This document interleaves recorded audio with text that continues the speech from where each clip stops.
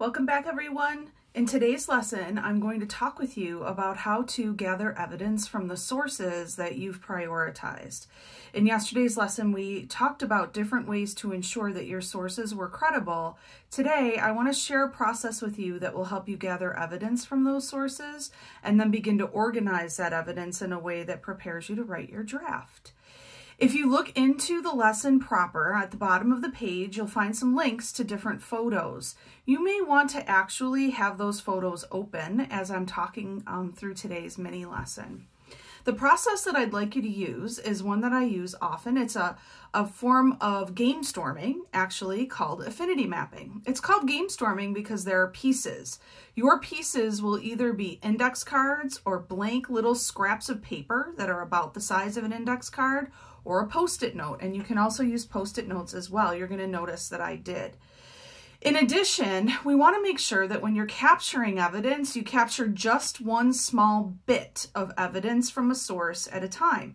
You might find 10 or 20 or 50 things, 50 pieces of evidence that you like inside of one source. I want to make sure that the amount of information you put down is only as big as either an index card or a scrap of paper or a post-it note.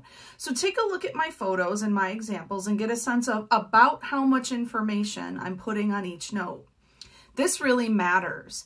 If you look in the very first picture where I'm directing you to post up your evidence, you're going to see that even though I only captured one small bit of information on each note, there are a lot of them, and you may have even more. My photo gave me a constraint. There were only so many sticky notes that I could fit in the frame of my camera. If you have more evidence than that, that's totally fine. So your first step is to go through your sources and to write down word for word, and this is an important part, exactly what the source says, and to capture one small bit of evidence on either a sticky note, a post-it note, an index card, or a slip of paper. And then post up all of your evidence. And it doesn't have to be in any particular order. In fact, it's helpful if it isn't. Take a look at photo 1 and you can see how I just sort of threw my sticky notes across the page. They're in no certain order. As you're gathering your evidence, you're going to want to keep track of what evidence came from which source. I simply created a number system, so a lot of my post-it notes have numbers on them in very, very tiny print. You can also color code and make sure that all of your evidence that comes from a single book is on a pink sticky note if you wish to do that, and evidence from another book may be on a blue sticky note. If you don't have any sticky notes at home, use index cards or scraps of paper and just make sure you number your sources. So all of my evidence might have come from source number 1, and I'm going to make sure that I put the number 1 on every single sticky note. This will help you in the end when you want to be able to reference your sources if that's what your teacher is requiring of you. Once you have all of your evidence spread out across a page or a table or even a wall, you can stand up and do this at home. The next step is photo number 2, and that is where you begin to cluster evidence together. The way that you might do this is to pick up one small piece of evidence, one sticky note, one index card, read it, consider what it is suggesting, and figure out what other bits of evidence live with that. Where are other sources speaking to that same issue? Start to cluster your evidence together. And during this phase of the process, you might find yourself mixing and remixing sticky notes, saying to yourself, oh, it looks like, these 3 sticky notes kind of go together. They're all about the same thing. But I could actually put this one over here with these ideas as well. Give yourself permission to do that kind of experimentation. Because the way that you hang your facts and evidence together is going to influence the theories that you create and the way that you think about your particular topic. The last phase of the process involves categorizing that information. Once you have all of your clusters, start to create categories for them. And you're going to notice that I did that in photograph number 2. And then in photograph number 3, you're going to see that I created a claim based on what my evidence showed me about my topic. My topic was writing instruction. I'm writing a book about that. And these sticky notes are actually coming from my real research around that topic.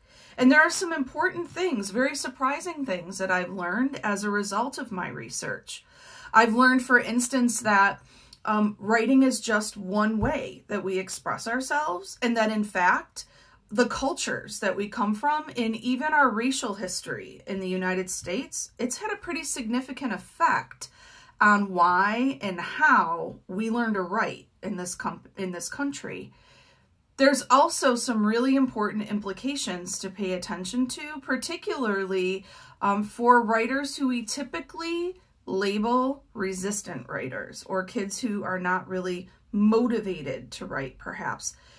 I have to tell you, if I would have rushed to come up with a theory before I did my research, that theory would look very different, and it would have also been incorrect and potentially pretty damaging to people. So in our early discussions, I talked about the fact that I wanted you to start with a topic, and I did, writing instruction, and I want you to go out and gather lots of evidence, like I did. Post up your evidence in a disorganized fashion, just throw your pieces on the table, then start to cluster and recluster them until you're really happy with your categories. Name your categories, and then take a look at what I did in picture 3. I created a claim about writing instruction that was influenced by my evidence, and then I numbered the order in which I plan to talk about those different clusters of evidence in my research paper, the argument that I'm going to be making. That's your task for today. And so by the end of your lesson and your work with it today, you should be able to say that you were able to take varied pieces of evidence and to experiment with the evidence that you have and the order in which you're going to present it as you support a claim. Again, if you have questions, reach out to your teacher, and if he or she can't help you, they'll connect with me and I'll help you from afar. Have a good day, everybody.